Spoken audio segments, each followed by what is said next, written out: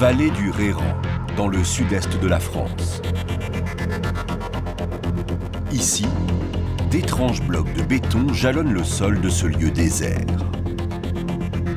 Des blocs qui ne sont pas les restes de ruines historiques, mais les témoins d'une catastrophe que tout le monde a oubliée, alors qu'elle est la pire que la France ait connue à ce jour. Celle d'un barrage retenant plus de 50 millions de tonnes d'eau, détruit en une fraction de seconde. D'une vague de 60 mètres de haut, rapide comme une voiture lancée à 75 km/h, qui rayera de la carte des pans entiers de la ville de Fréjus et fera plus de 400 victimes.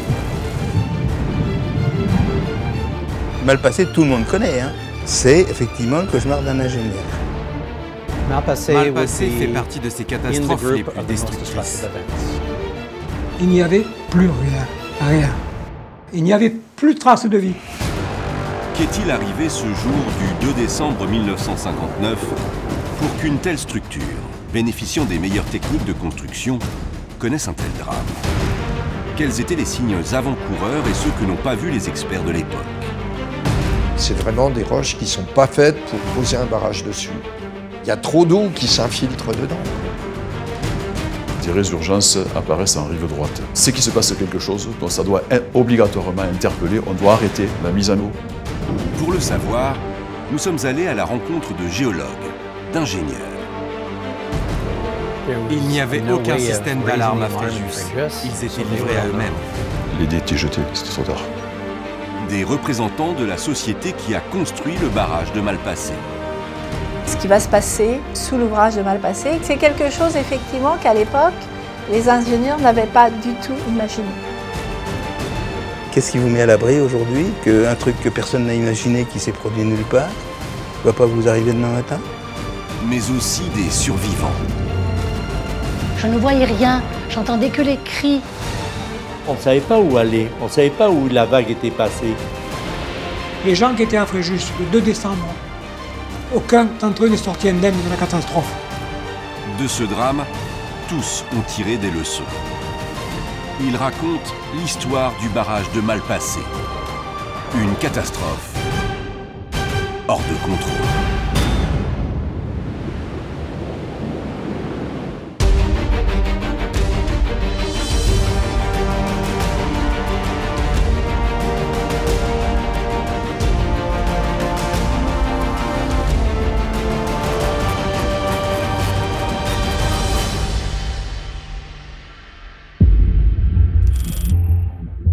Fréjus, sur la côte méditerranéenne.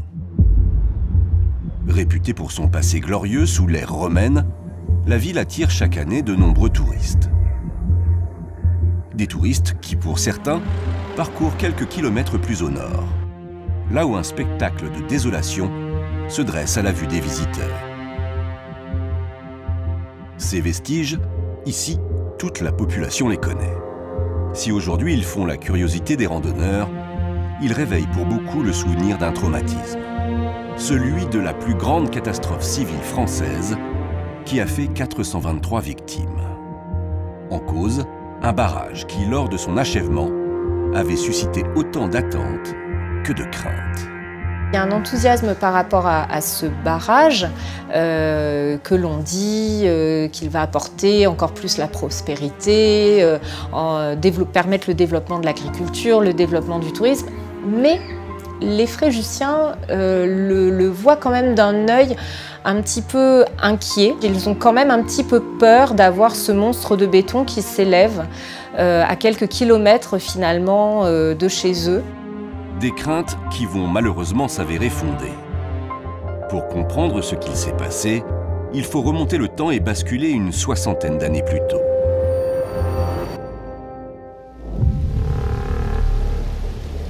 Fréjus.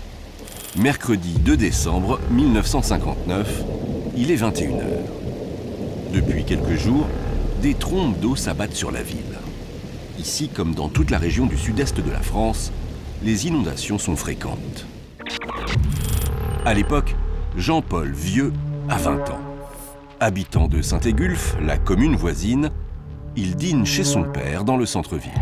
Et on a ce qu'on appelle chez les paysans un coup de chavanne, c'est-à-dire un très fort coup de vent d'est qui dévaste le littoral et qui fait ce qu'on appelle un phénomène de haute eau. Donc les rues de Fréjus, à certains quartiers, sont inondées.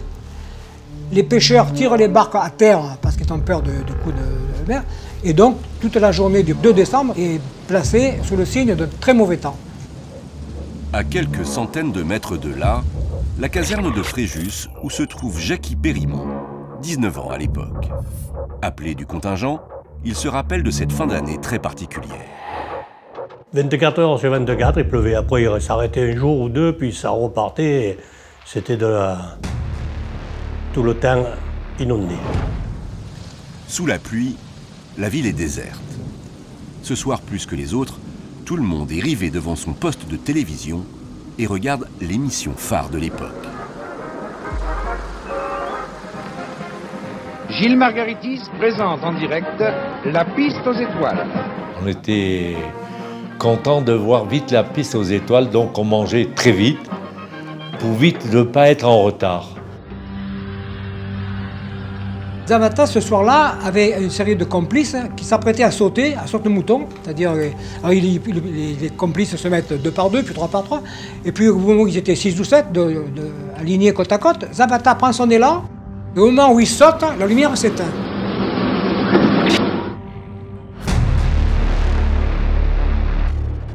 Donc, on attend 2-3 minutes, la lumière ne revient pas. C'était la nuit noire. La seule lumière qui était perceptible, c'était l'éclat du phare du Cap Camara, qui est à 20 km quand même.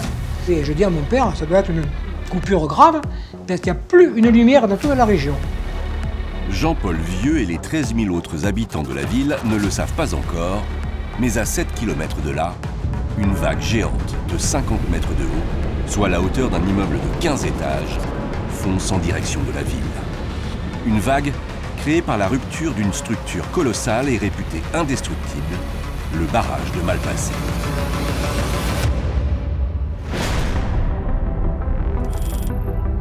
Nous sommes en 1951. 6 ans après la guerre, les Français sont au travail. Il faut reconstruire le pays. Dans les grandes villes du Sud, comme Fréjus, la problématique de l'eau est récurrente. Comment gérer au mieux les caprices du climat? À la fin de la guerre, la région est dévastée, y compris l'agriculture. Et pour développer l'agriculture, comme pour développer l'habitat, il faut de l'eau. À cette époque-là, toute la côte méditerranéenne avait des problèmes d'alimentation en eau. L'été, ils crevaient de soif. C'était rédhibitoire pour le tourisme, pour l'agriculture et même pour les industries qui commençaient à s'installer dans cette région. Il fallait donc faire quelque chose. Si les terres sont asséchées en été, elles sont au contraire largement abreuvées d'eau à l'automne.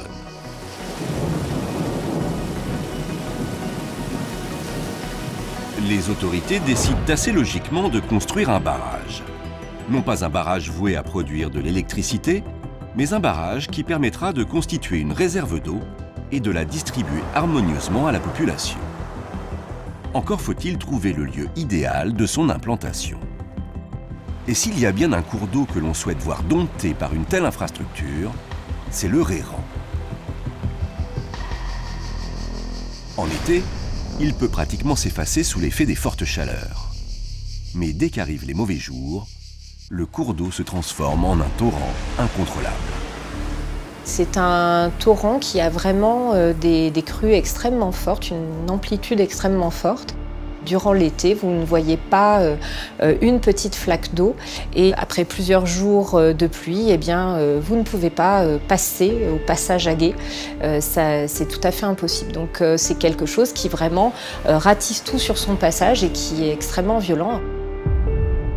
Les agriculteurs qui avaient la riche vallée du Réran avec des terres très productrices se arrachaient les cheveux. Chaque crue du Réran leur remportait des tonnes et des tonnes de terres agricoles riches.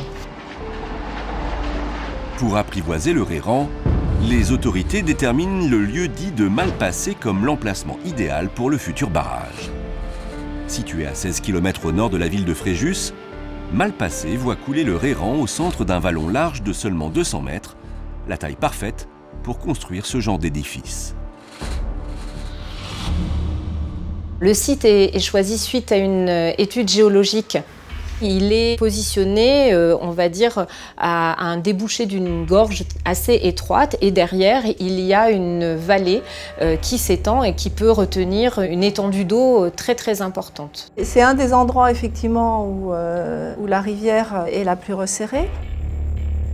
On cherche toujours l'endroit où la topographie crée un verrou pour installer un barrage parce que cela permet de minimiser le volume de béton. Avec sa construction, le barrage va permettre la formation d'un lac de retenue long de 4 km et plein de 50 millions de mètres cubes d'eau, une quantité astronomique équivalente à près de 5 millions de camions-citernes. Terrains et reliefs paraissent adaptés. Il reste maintenant à construire le barrage. Oui, mais voilà, sans que personne ne le sache, et alors que la première pierre n'est pas encore posée, le projet court déjà à la catastrophe.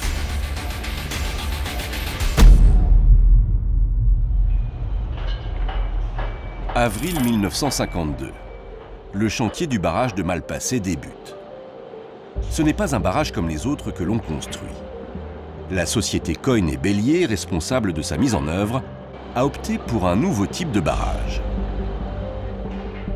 À l'inverse des traditionnels barrages poids, rectilignes, où la force de l'eau s'applique de manière homogène sur toute la structure, celui-là sera un barrage voûte. Les toutes premières études géologiques avaient été faites dans l'idée d'un barrage poids, avant que Coyne ne soit appelé. Et quand Coyne est arrivé, puisqu'il était en train de construire des voûtes un peu partout en France pour le compte d'EDF, il a dit « mais non, faites une voûte, ça vous coûtera moins cher ». La voûte fait appel aux dernières avancées architecturales. En forme de demi-lune, le barrage de Malpasset est parfaitement adapté aux zones étroites à la roche dure. Il a pour caractéristique principale de reporter la poussée d'eau aux deux extrémités de l'édifice, sur les rives. Christine Noré est ingénieure spécialiste des constructions de barrages. L'entreprise qui l'emploie a fusionné avec la société historique Coyne et Bellier. Il y a un certain nombre de ponts qui utilisent aussi ce type d'effet voûte et qui sont aussi des structures très élancées. Et puis il y a aussi, plus simplement, toutes nos églises et nos cathédrales où le poids de la superstructure redescend dans les piliers par l'effet des voûtes supérieures. Sauf que là, vous avez en fait une voûte qui est, je dirais, verticale au lieu d'être horizontale. Le barrage voûte reporte tous les efforts sur les appuis rocheux, sur chaque rive, par les effets d'arc. La poussée de l'eau est reportée sur les appuis du barrage. Donc ces appuis, ils sont déformables. Le rocher est déformable, il se contracte. Autre avantage, le coût du barrage fait preuve lui aussi d'une certaine souplesse. À cette époque-là, dans les années 1960, les barrages voûtes sont quelque part un optimum technico-économique parce que ça nécessite moins de béton qu'un barrage de type poids, à peu près 50% de moins. Et puis, par contre, on a besoin d'un petit peu plus de main-d'œuvre, puisque la forme est un petit peu plus compliquée, donc il faut faire des coffrages. Mais à cette époque-là, la main-d'œuvre a un coût raisonnable. 186 hommes font avancer le chantier à grande vitesse. En seulement 2 ans, le barrage de Malpasset se dresse au centre de la vallée.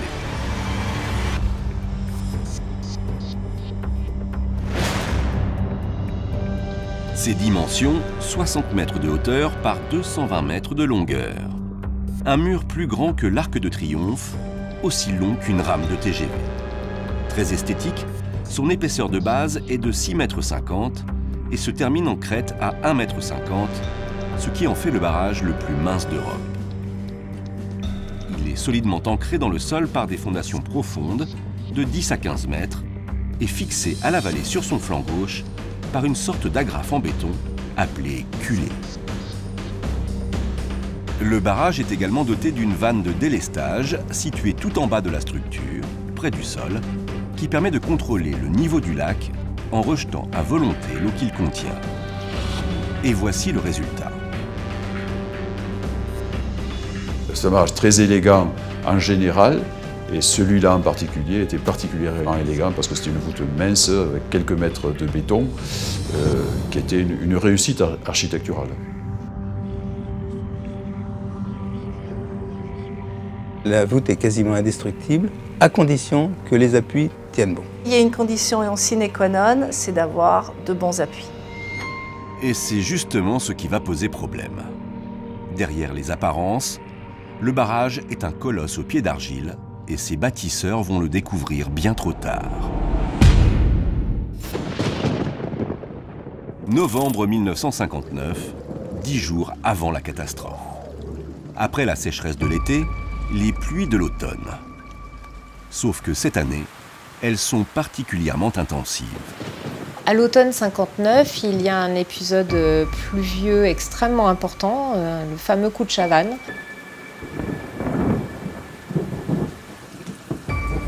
Il va y avoir des journées vraiment de pluie diluvienne.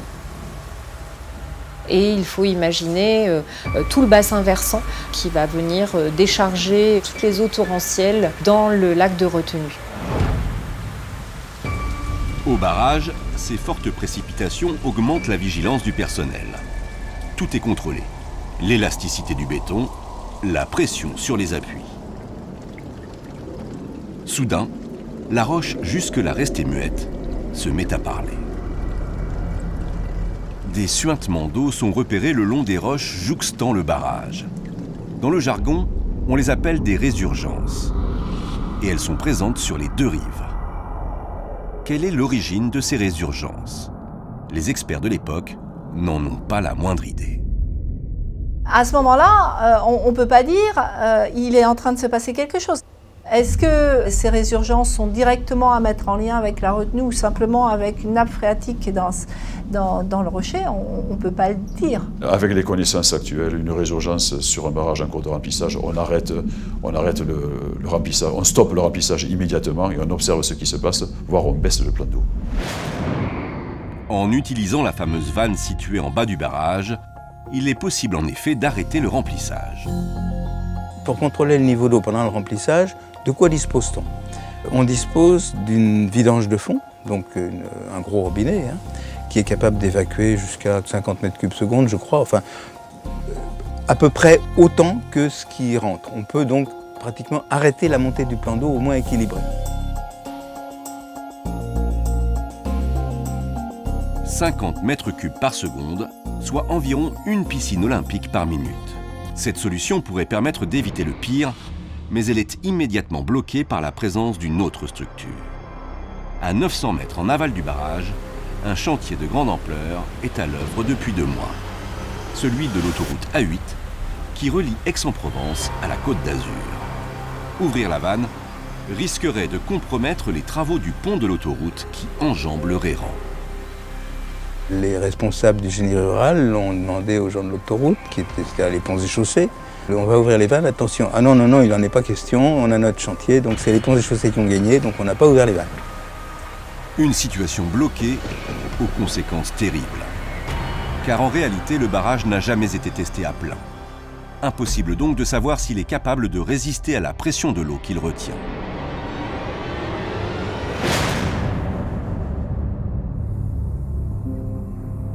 En effet, depuis l'achèvement de sa construction 4 ans plus tôt, la phase de remplissage du bassin du barrage n'est toujours pas accomplie.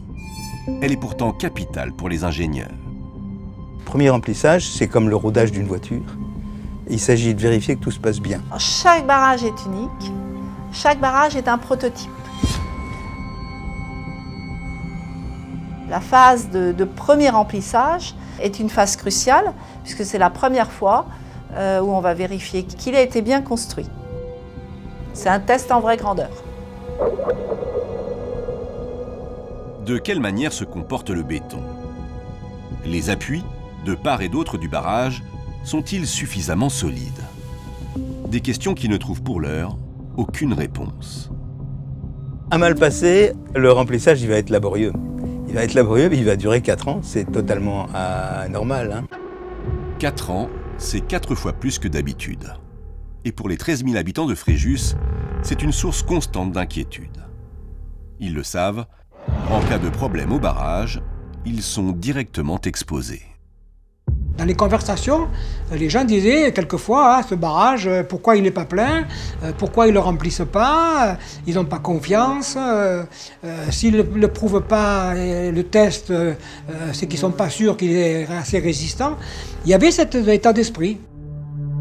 En réalité, si le barrage ne peut être totalement rempli, c'est qu'il y a dans la zone du lac des entreprises qui ne veulent pas quitter les lieux.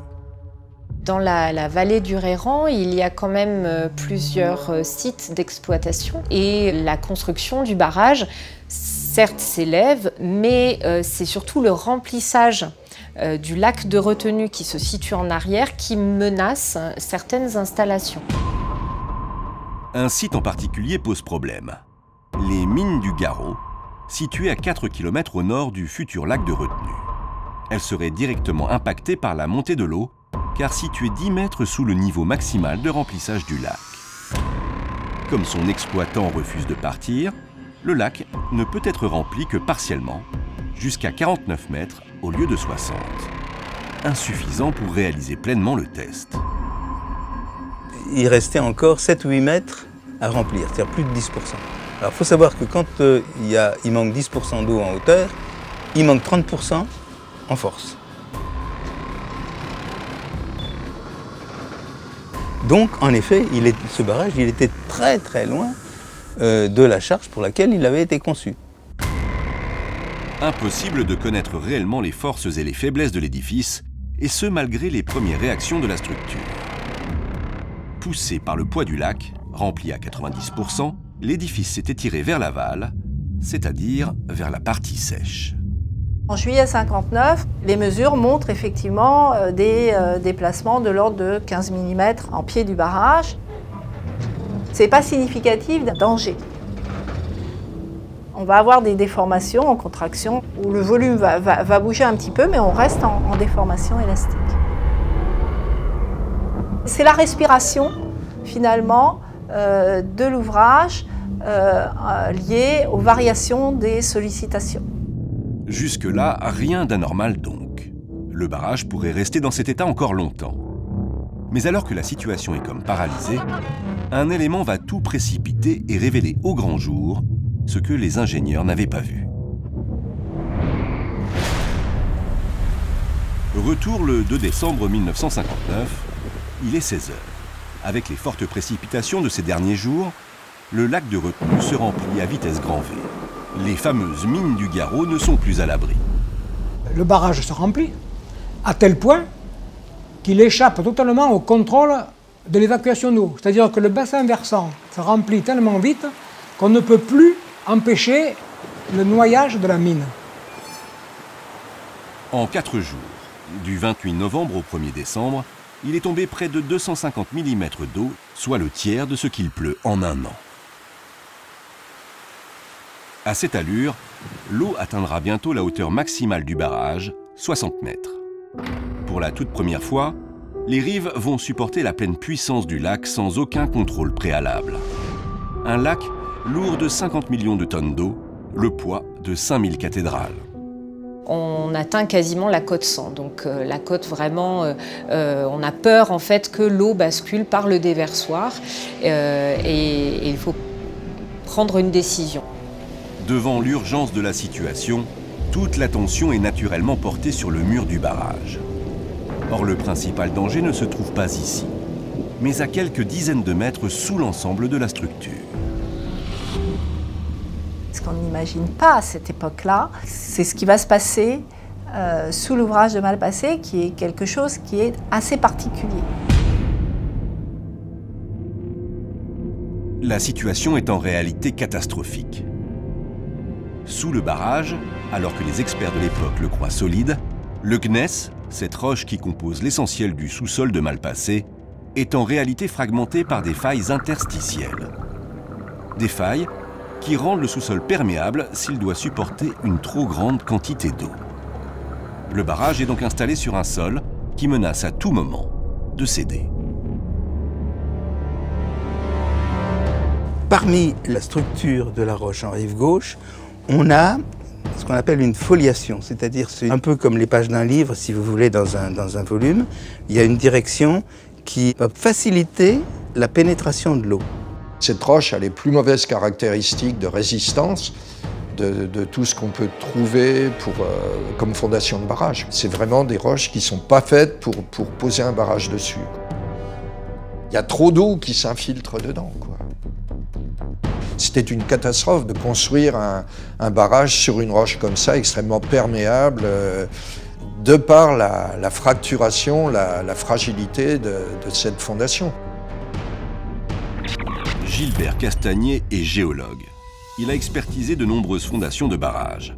Il sait que dans son domaine, les apparences sont parfois trompeuses. Il y a une idée également peut-être dont il faut s'affranchir, c'est de croire qu'un rocher, c'est très robuste parce que c'est visuellement, c'est dur, c'est anguleux. Et on va chercher les rochers les plus résistants pour construire des barrages voûtes.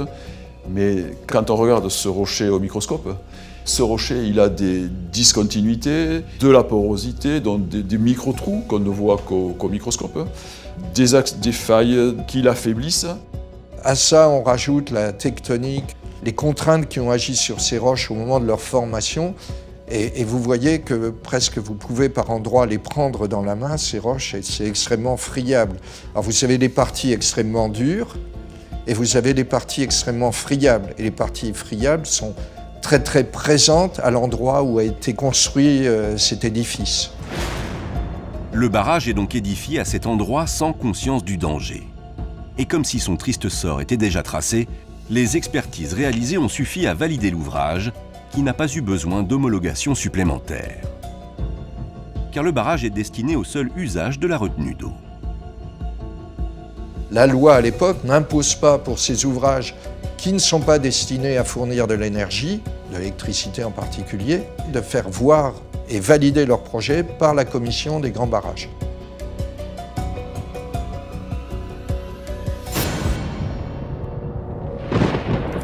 « 17 heures. La barre des 60 mètres est désormais franchie. À tout moment, l'eau peut déborder du barrage, mais plus grave. Avec 60 mètres de hauteur d'eau, c'est une pression de 60 tonnes par mètre carré qui s'exerce contre les rives de l'édifice. Cette fois, la déformation de la structure et de la roche va au-delà des limites. La voûte va essayer de suivre, la culée de rive gauche s'est déplacée de 2 mètres, les plots en fond de vallée se sont déplacés entre 60 cm et un peu plus d'1 mètre, et comme si le barrage avait tourné sur sa rive droite. L'ouverture de la vanne n'est plus une option. La tâche est confiée au gardien du barrage, André Ferraud. Il est 18 heures. Toute la journée, le barrage continue à se remplir. Et à 18 h, une fois que les ponts et chaussées ont évacué le chantier de l'autoroute, M. Ferraud ouvre la vanne. Quand M. Ferraud fait sa tournée, lampe électrique à la main, il constate que derrière le barrage, l'eau a baissé de 2 cm. Il écrit à 21h12 sur son cahier, 21h RAS. Gérard Ferraud est le fils du gardien du barrage de Malpasset. Il a un peu moins de 4 ans le soir de la catastrophe. Son père lui a souvent parlé de ce moment fatidique. Il a compris qu'il y avait réellement un péril à ce moment-là.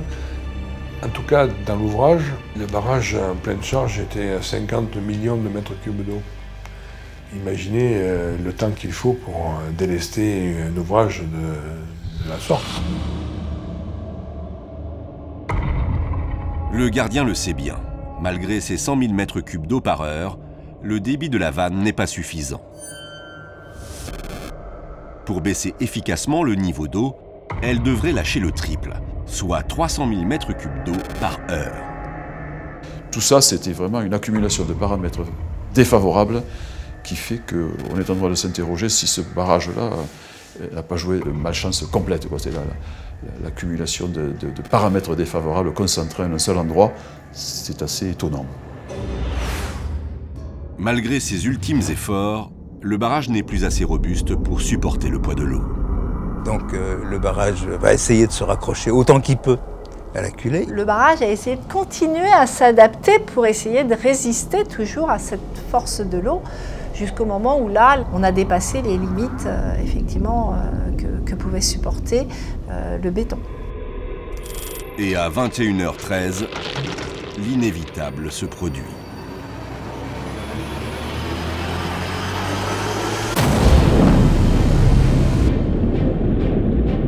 La rupture se produit en 1 seconde. Donc c'est instantané. On imagine un fracas infernal. C'est comme si tu avais 2 ou 3 avions de chasse qui passent au mur de soir au-dessus de la maison. C'est une déflagration assommante. Un bruit d'autant plus fort qu'il s'agit non pas du barrage, mais d'un bloc rocheux tout entier. Le rocher qui se soulève, qui est fragmenté en énormes blocs, le barrage qui cède, c'est le bruit d'une explosion. À cause des nombreuses failles interstitielles du sol, côté éculé, c'est tout le flanc gauche du barrage qui vient d'être arraché. L'appui rive gauche, sur toute sa hauteur, a été éjecté par cette pression de l'eau. En gros, la rive gauche est partie. On peut voir dans les gros blocs de béton qui sont partis, on voit qu'il y a des blocs qui ont emmené de la roche avec eux. Donc c'est la roche qui a cassé en dessous, mais la cohésion du béton et de la roche, elle est totale. Le gardien et sa famille vivent dans une maison située à 1 km à l'aval du barrage. Au moment de la rupture, il vient juste de rentrer de sa tournée d'inspection. Il a compris que c'était arrivé, et à ce moment-là, il m'a saisi, il a appelé ma mère, qui a le surnom de Rina. Et il a dit, il faut sortir, le barrage a cassé. Rien ne retient plus les 50 millions de mètres cubes d'eau du lac de réserve. Une vague de plus de 50 mètres de haut s'élance alors dans la gorge du Réran. Elle est précédée d'un coup de vent d'une extrême violence propre à ce genre de phénomène. C'est comme une tempête, il y a un déplacement d'air inouï. Bill Johnstone est ingénieur spécialisé dans l'étude des ondes de submersion. Il a étudié pendant 2 ans la vague créée par la rupture du barrage de Malpasset pour améliorer les plans de prévention au Canada et aux États-Unis. La masse d'eau avance très rapidement dans le sens du courant. Quand elle s'élance à 70 km/h, cela pousse l'air devant elle et cela crée une bourrasque. La force de ce vent créé par l'eau en déplacement est telle que lorsque Gérard et ses parents fuient la maison, sa mère est propulsée dans des buissons. C'est ce qu'il a projeté dans ses mimosas, il est allé la rechercher. Et avec les 3 doigts de la griffe, de la main, il a réussi à la récupérer. Moi sous le bras, il m'a revêtu juste d'une chemise par-dessus comme ça, et de sa sortie de là, tout simplement, pour aller soit à Colline. Réfugié au sommet de la rive droite, le gardien et sa famille assistent impuissants au passage d'une gigantesque vague de submersion.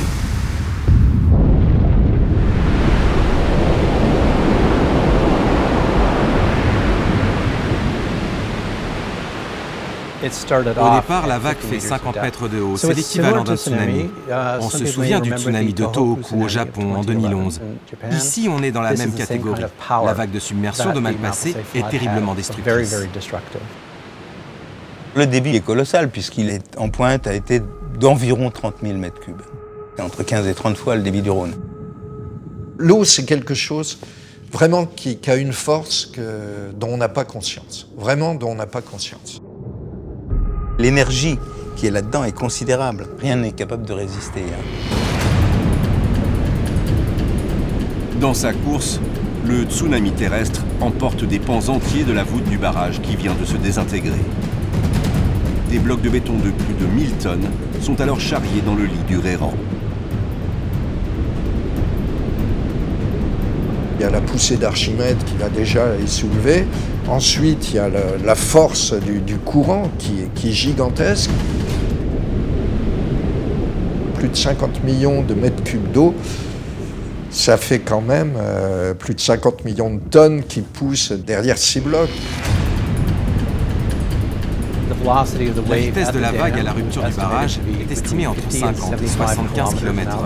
Elle se déplace aussi vite qu'une voiture sur une départementale. Autant dire qu'elle va très vite.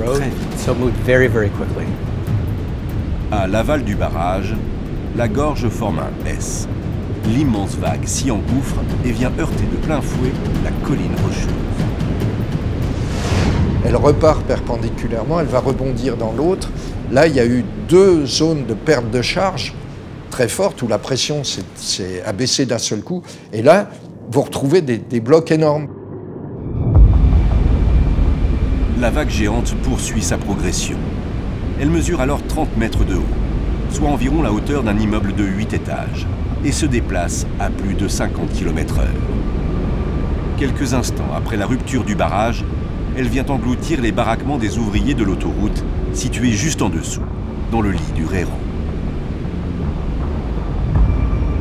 Les premières victimes sont sans aucun doute les ouvriers du chantier de l'autoroute qui, ce soir-là, se sont endormis dans leur baraquement à quelques centaines de mètres du barrage. La vague arrive à cet endroit en moins de 5 minutes. Imaginez, vous entendez quelque chose craquer, et sortir de votre lit, sortir de votre maison et grimper sur la colline. Vous n'avez pas le temps de faire ça. C'est juste trop rapide. Il est 21h20. Le mur d'eau surgit de la gorge du Reyran et s'élance à pleine vitesse en direction de la mer, broyant tout sur son passage.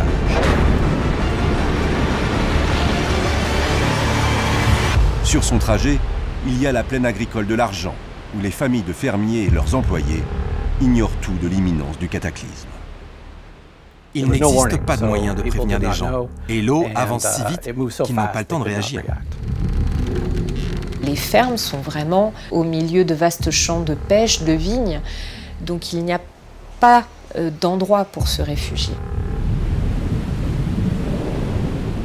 Les habitants des fermes situées dans l'axe principal voient surgir une gigantesque vague très rapide, transportant toutes sortes de débris, avec de la boue, des rochers, des arbres. C'est très destructeur. Les fermes sont soufflées, sont complètement emportées. Il ne restera pas un mur en place.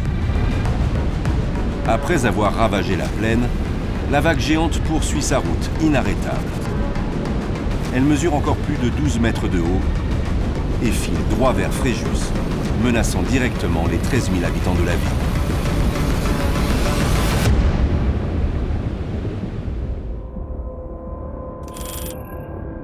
Il est 21h35. 22 minutes après la rupture du barrage, le monstre d'eau submerge le transformateur EDF situé au nord de la ville et plonge Fréjus dans le noir total. Ses habitants sont maintenant à la merci de la vague.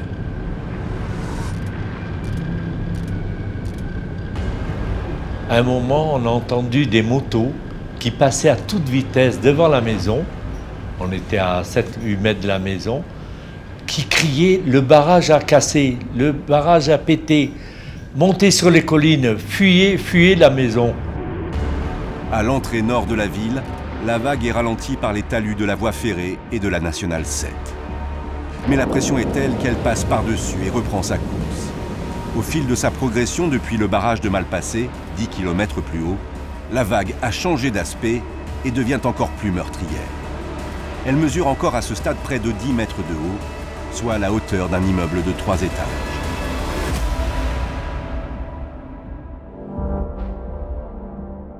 Il faut s'imaginer de l'eau boueuse avec tout ce que la vague a pu charrier sur son passage, tout ce qu'elle a pu emporter au fil des différentes fermes, la boue, les pierres, les meubles, des parpaings, des animaux et des hommes.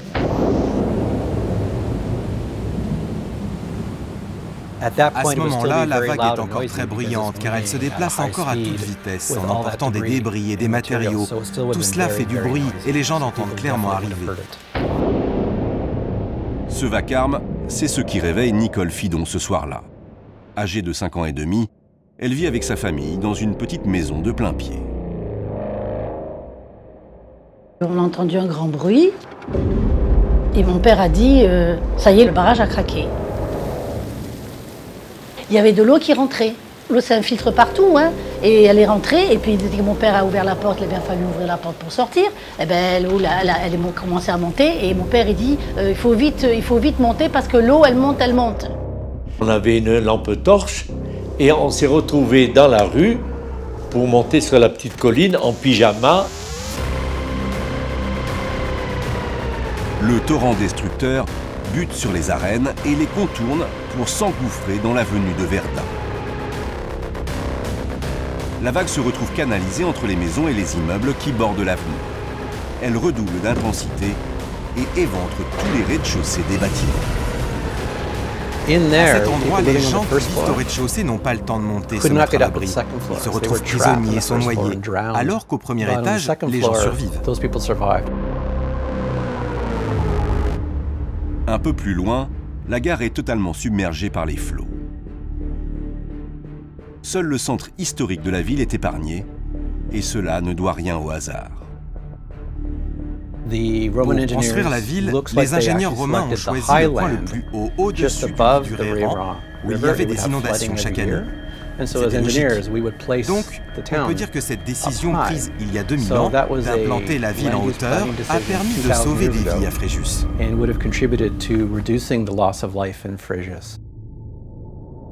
Par chance, la maison du père de Jean-Paul Vieux est située dans le centre historique.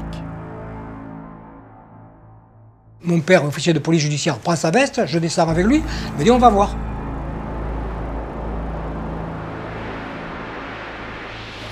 Et par l'avenue Henri Vadon, nous voyons arriver un arbre avec une grande toile blanche dedans, qui était probablement un élément d'une serre, et des cris.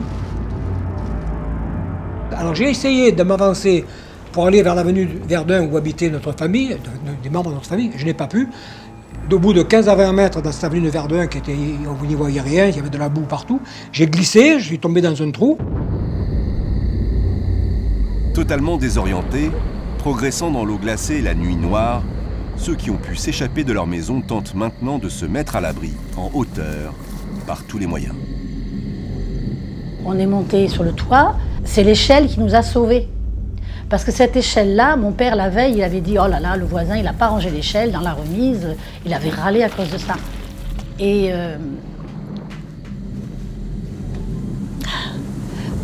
heureusement qu'elle était là. Autour de la maison de Nicole, le mur d'eau envahit toutes les habitations, piégeant de nombreux habitants. Ça dépasse l'imagination. Vous ne pouvez pas imaginer qu'à cet endroit-là, il va arriver une vague de 12 à 14 mètres de hauteur. Cette vague de submersion fait partie des plus violentes qui peuvent se créer.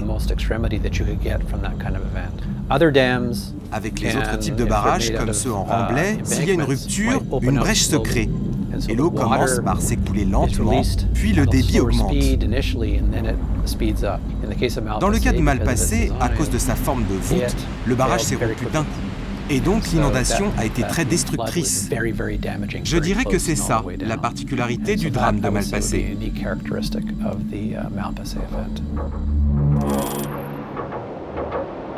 21h50. Après avoir submergé la moitié de Fréjus, le torrent destructeur atteint la base aéronavale avant de terminer sa course dans la mer. La base aéronavale est quasiment au niveau de la mer. C'est un grand terrain plat, c'est un terrain d'aviation. Il y avait 2 mètres d'eau qui a emporté les appareils, les hélicoptères. La base aéronavale a été ravagée, ils ont perdu des dizaines d'appareils, justement parce que la vague était encore très forte. Il a fallu moins d'1 heure à la vague pour aller du barrage jusqu'à la Méditerranée. Ça a été très rapide. Le passage de la vague à travers la ville de Fréjus aura duré moins d'1 demi-heure. Mais pour les survivants, la nuit d'horreur est loin d'être terminée.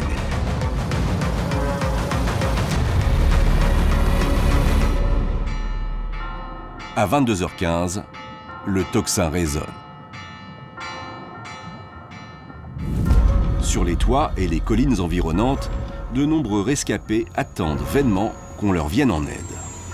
Je ne voyais rien, j'entendais que les cris, j'entends que les cris des gens.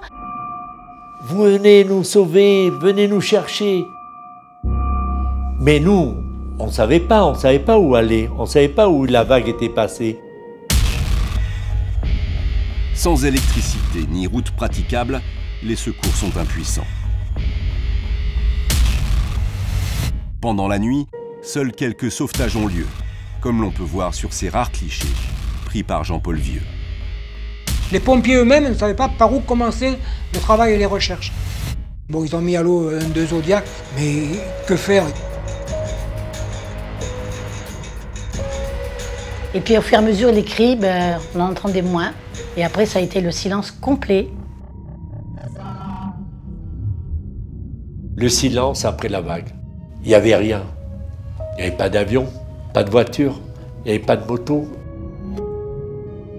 De ma vie, je crois jamais je retrouverai un silence complet qu'il y a eu. À Fréjus, personne ne prend encore la mesure des destructions causées par la rupture du barrage de Malpasset. Et ce que va révéler la lumière du jour dépasse de loin tout ce qui avait été imaginé.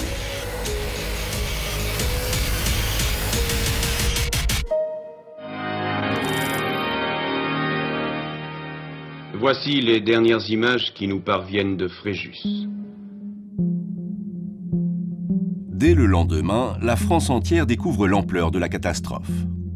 En 50 minutes, la vague meurtrière a tout détruit sur 14 km depuis le barrage de Malpasset jusqu'à la mer. En arrivant dans le quartier des Arènes, je ne peux pas vous dire la stupéfaction. C'est comme si j'arrivais sur une autre planète.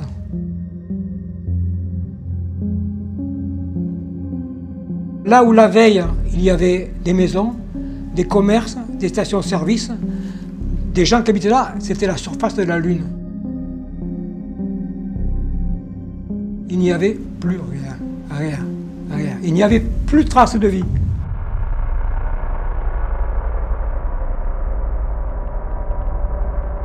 C'était couleur jaune. On voyait 2-3 arbres, 2-3 maisons, mais c'était jaune, comme dans le désert. Et on voyait le bleu de la mer.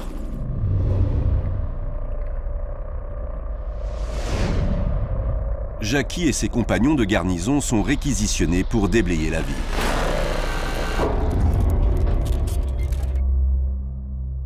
C'était plein d'eau. Et dessus, il y avait tout ce qui flotte, les ballots de tri de l'intendance, tout ce qui était empaqueté dans les feuillards encore. Tout ça flottait de partout. Peut-être il devait y avoir des cadavres, ça je ne sais rien.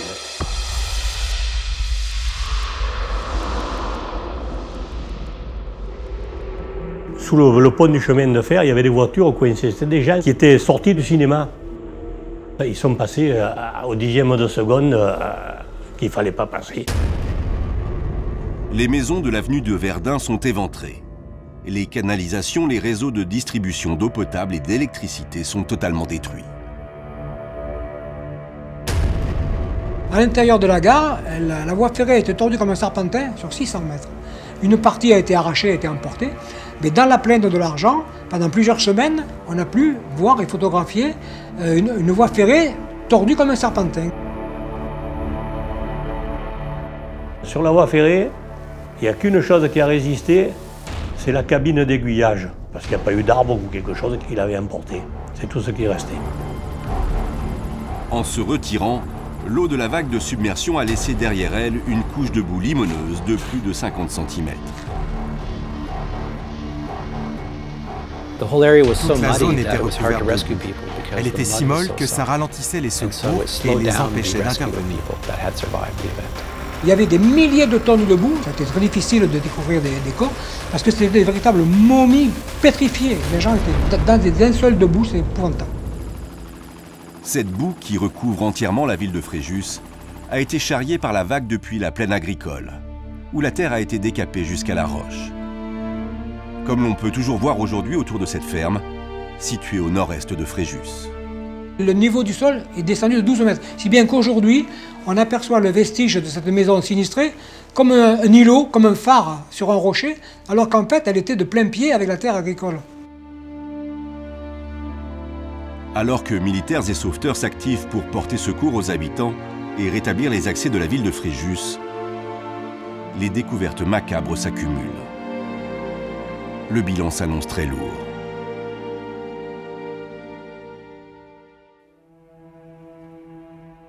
2 jours après le drame, les premiers enterrements collectifs ont lieu pour éviter les épidémies. Ce que je me souviens, alors là c'est un truc qui m'a beaucoup marqué, c'est que sur la place Paul Vernet, il y avait des cercueils qui étaient en bois, tous de la même couleur, avec les noms écrits à la craie. Ça c'est dur. C'est resté ça. Et après, quand l'école a recommencé, on voyait des bancs de classe où il manquait un garçon ou une fille. En tout, 423 personnes ont trouvé la mort lors du passage de la vague géante. Pour la plupart, des familles entières décimées ensemble dans leur foyer. En amont de Fréjus, il n'y a aucun survivant, aucun. Tous les gens qui habitaient la vallée sont morts, emportés. À partir de Fréjus, il y a eu quelques survivants, parce que la vague a emporté des gens, mais ils ont pu s'arrêter dans des obstacles naturels. 50 fermes ont été rayées de la carte dans les plaines du Réran et de l'Argent. En ville, 155 maisons et immeubles sont détruits et plus de 800 endommagés. En tout, plus de 7000 personnes sont sinistrées. Le traumatisme est tel, et les interrogations si nombreuses, que la catastrophe de Malpasset va révolutionner la construction des barrages dans le monde entier.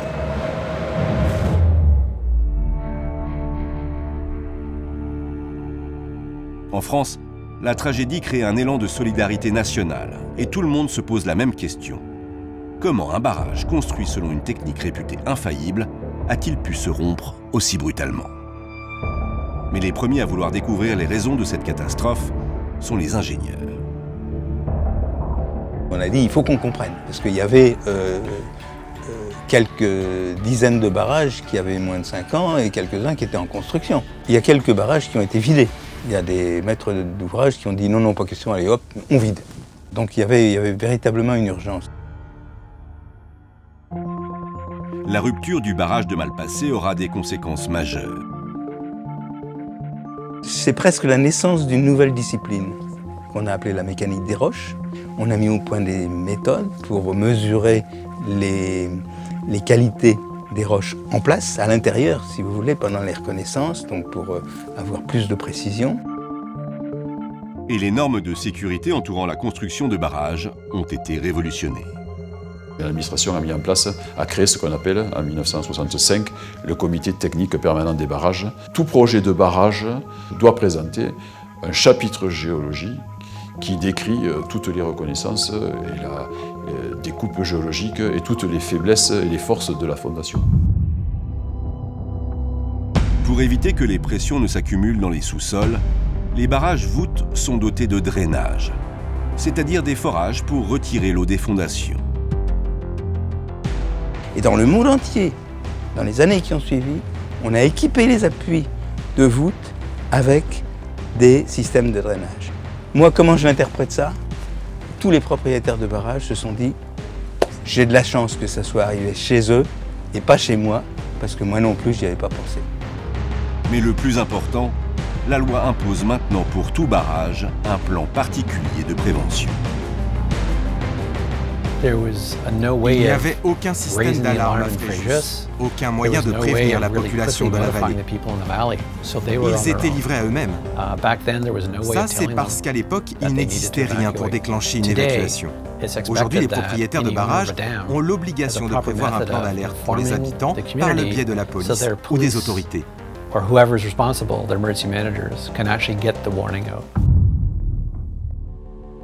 Après 11 ans d'enquêtes et de procédures judiciaires, ni le constructeur du barrage, ni l'administration n'ont été inquiétés.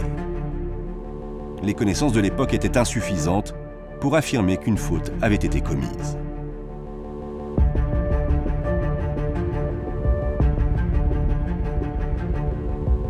Qu'est-ce qu'on aurait cherché? On n'aurait pas cherché ce phénomène, on ne le connaissait pas. On avait une roche qui n'était pas de bonne qualité à l'amont du barrage dans la retenue. On s'en fiche, le barrage n'appuie pas dessus. C'était ça ce qu'on avait dans la tête.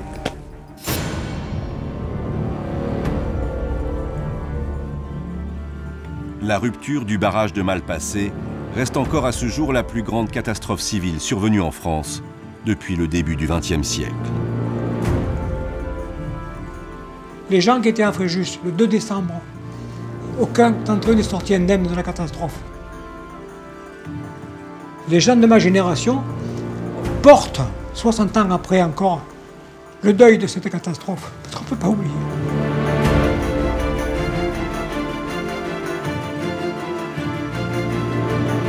Aujourd'hui, les ruines de cet incroyable édifice de 60 mètres de haut s'élèvent comme un musée à ciel ouvert, pour rappeler que le barrage providentiel de Malpasset se transforma le 2 décembre 1959 en un monstre totalement hors de contrôle.